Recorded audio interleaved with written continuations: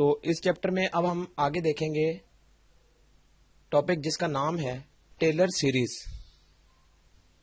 और वो series basically कुछ इस तरह है, F of X equal to F of A plus F dash of A into X minus A plus F double dash A into X minus A whole square divided by 2 factorial plus F triple derivative A into X minus A whole cube divided by 3 factorial plus so on.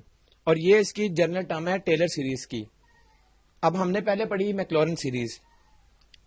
मैक्लॉरेन series जो थी हमारे पास basically, अगर हम उसको दोबारा एक दफा देखें तो वो ये थी, F of X equal to F of zero plus F dash of zero into X plus F double dash zero into X square divided by 2 factorial.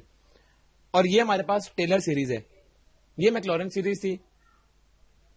अब गौर करें, ये भी एफ ऑफ एक्स के बराबर है और इसकी आगे ये एक्सपेंशन है। और इसमें क्या है, जब यहां पर सिंगल डेरिवेटिव है तो साथ इसकी पावर 1 है और इसके नीचे 1 फैक्टोरियल है। जब डबल डेरिवेटिव आ जाता है इसके बाद इसकी पावर 2 है और नीचे 2 फैक्टोरियल आ जाता है। और प्लस इसी तरह जब 3 डेरिवेटिव होंगे पावर 3 है और नीचे 3 का फैक्टोरियल है, यानी कि जो यहां पर होगा डेरिवेटिव वही इसकी पावर भी होगी और वही नीचे फैक्टोरियल भी होगा। अब गौर करें, टेलर सीरीज और मैक्लॉरेन सीरीज में अभी हम डिफरेंस देखते हैं कि इन दोनों सीरीज में डिफरेंस क्या है। जो टेलर सीरीज है इसके लिए जो ऑब्जेक्टिव पॉइंट ऑफ व्यू से एक इंपॉर्टेंट चीज है वो क्या है, वो है कि ये सीरीज जो हमारे पास है इसके लिए बेसिकली 3 कंडीशंस हैं। 3 कंडीशंस हैं। सबसे पहली जो हमारी कंडीशन आती है वो है कि ये जो हमारे पास सीरीज है ये कन्वर्जेंट होनी चाहिए, या ये कन्वर्जेंट है। जो टेलर सीरीज है ये कन्वर्जेंट है, ये बेसिकली इसकी ऑब्जेक्टिव टाइप बनती है। दूसरा है इसकी कंडीशन, जो टेलर सीरीज है इसका जो फंक्शन है वो फंक्शन डिफाइंड होना चाहिए। किस पर? एट इंटरवल ए। और इसके बाद जो इसकी तीसरी कंडीशन है वो इसकी आती है कि जो इसका डेरिवेटिव है वो at X equal to A exist करना चाहिए। यानी जब हम फंक्शन में, लेट सपोज कोई भी फंक्शन है उसको हमने एक्सपैंड करना है टेलर सीरीज के थ्रू, तो क्या करेंगे हमने उसके लिए 3 चीजें देखनी है। जो 3 कंडीशन है बेसिकली टेलर सीरीज की, वो कन्वर्जेंट होनी चाहिए। उसके बाद जो फंक्शन है वो एट एक्स इक्वल टू ए पर वो डिफाइंड होना चाहिए और उसका डेरिवेटिव भी एग्जिस्ट करना चाहिए। ये 3 कंडीशन है। और इसी तरह हमें याद है कि हमने मैक्लॉरेन सीरीज में भी 3 कंडीशंस पढ़ी थी, ये तीनों सेम है। जस्ट डिफरेंस क्या आता है, कन्वर्जेंट ये भी है और कन्वर्जेंट मैक्लॉरेन सीरीज भी थी।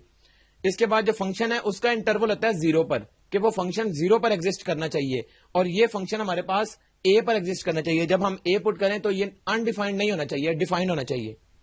तीसरी चीज हमारे पास आती है कि अगर हम एक्स की जगह ए पुट करते हैं और उसका डेरिवेटिव लेते हैं, यानी ये वाली जो कंडीशन है एफ डैश ऑफ ए, तो क्या होना चाहिए, वो एग्जिस्ट करना चाहिए उसका डेरिवेटिव। और उस केस में क्या था कि उस एक्स की जगह हम 0 पुट करते हैं और फिर डेरिवेटिव लेते हैं, जिस तरह हम यहां से देख सकते हैं।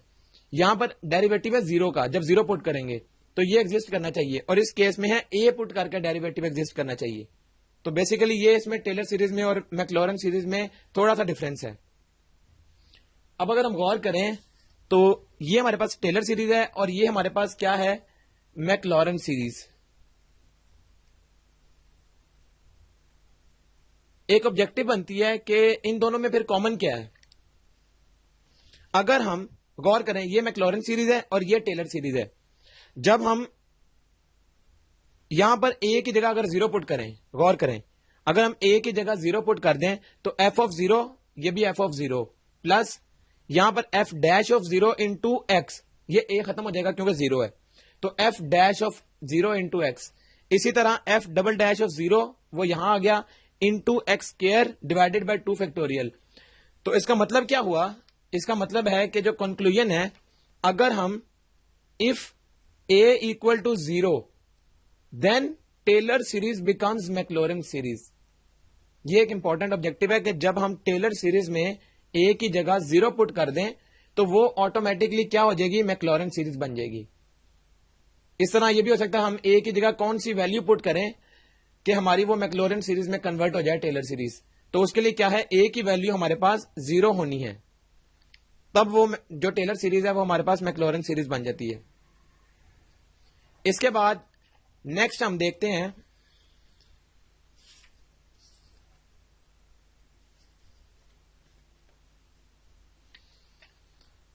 ये हमारे पास टेलर सीरीज है, और इसके बाद अगर हम इस टेलर सीरीज में थोड़ी सी चेंजेस करें, लेट सपोज जहां पर x है वहां पर अगर हम x प्लस h पुट कर दें, इस x की जगह x प्लस h पुट करें, इस a की जगह अगर हम x पुट करें, गौर करें, इस a की जगह x, इस x की जगह x प्लस h, और तीसरी चीज ये जो हमारे पास x माइनस a है इसकी जगह अगर हम सिंपल h पुट कर दें तो फिर क्या होगा।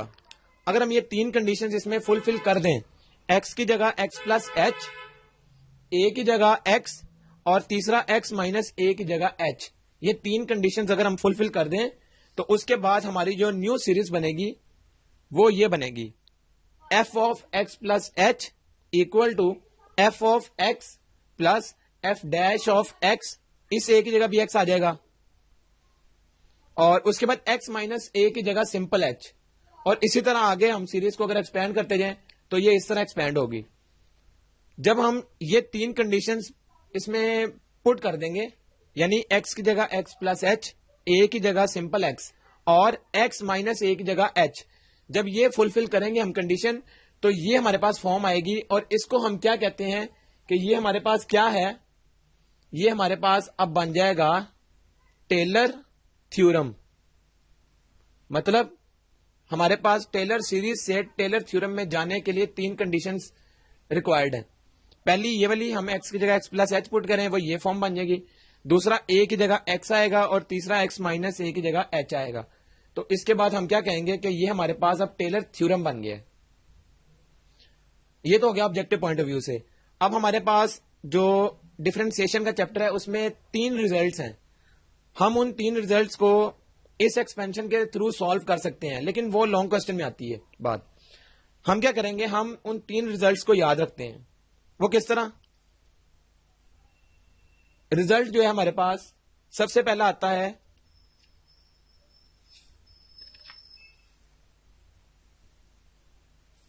सबसे पहला रिजल्ट हमारे पास क्या आएगा, कॉस का फंक्शन है और उस पे हमने टेलर थ्योरम अप्लाई करना है। तो क्या करेंगे हम, अब गौर करें, सिंपल कॉस फंक्शन है उसके आगे हमने x प्लस h आ जाएगा, क्योंकि ये हमें पता है टेलर थ्योरम के लिए पहली कंडीशन है।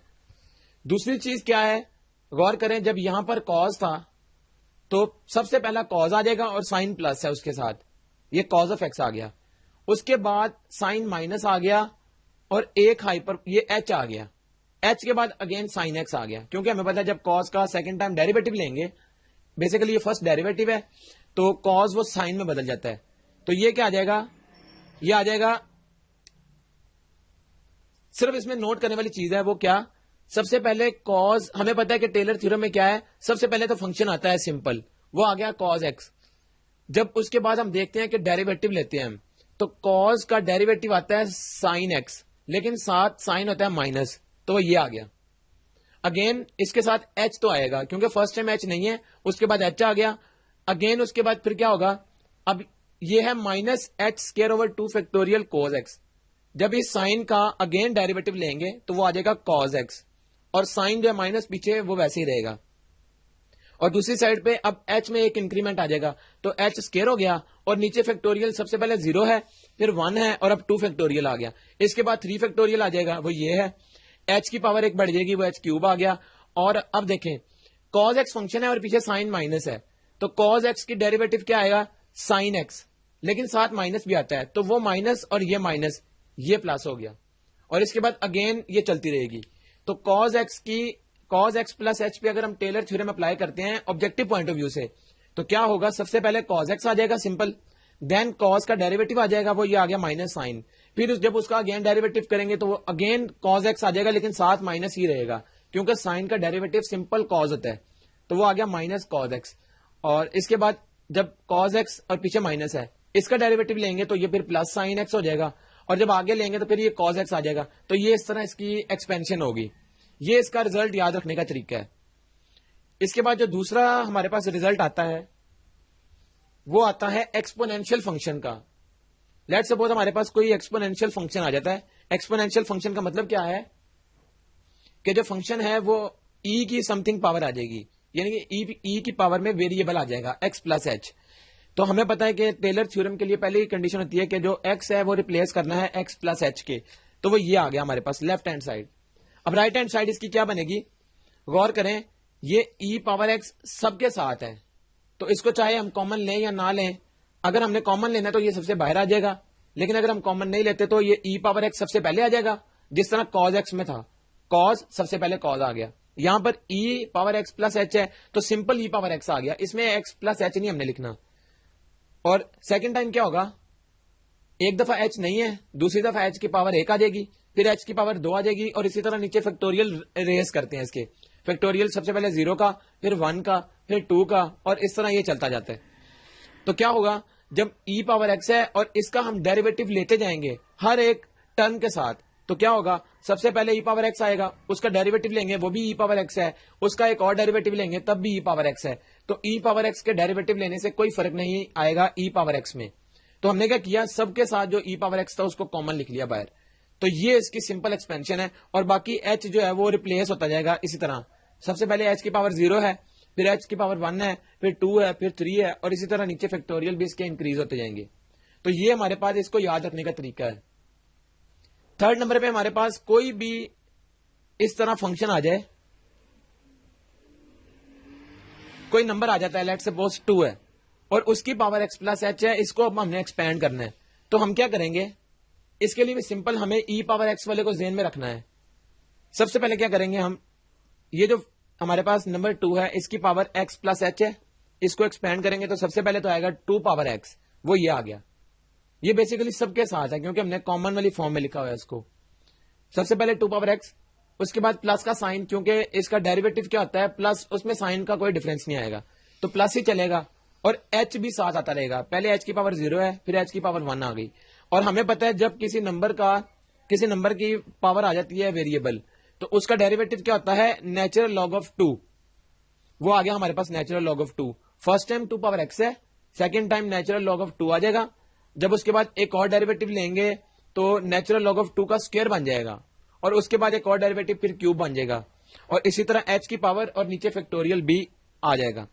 तो ये हमारे पास सिंपल है मेथड कि 2 पावर एक्स सबके साथ है। गौर करें, इधर से कॉमन निकाल लिया, इधर भी मौजूद था 2 पावर एक्स यहां पर, तो उस 2 power x into natural log of 2, जब इसका डेरिवेटिव लेंगे अगली टर्म के लिए, तो क्या होगा, 2 पावर एक्स का अगेन डेरिवेटिव आ जाएगा नेचुरल लॉग ऑफ 2, तो ये 2 दफा नेचुरल लॉग ऑफ 2, ये बन जाएगा नेचुरल लॉग ऑफ 2 का स्क्वायर, और उसके बाद एक और लेंगे तो क्यूब बन जाएगा, और इसी तरह ये बढ़ता जाएगा।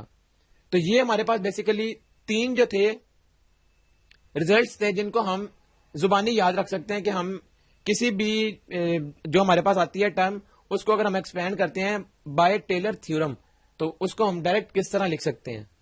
ये हमारे पास बेसिकली मेथड है। यहां तक इसका पार्ट मुकम्मल हो गया। वो चलिए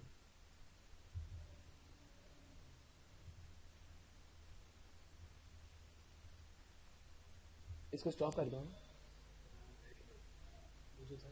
आखिरी जो लाइन बोली देखें लास्ट लाइन दोबारा बोल, कौन सी नहीं, जब लास्ट चीज क्या बोली, अच्छा लास्ट में दोबारा बोल देता हूँ।